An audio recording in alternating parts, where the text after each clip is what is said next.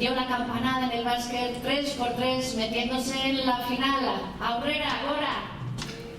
Chalo Beroa.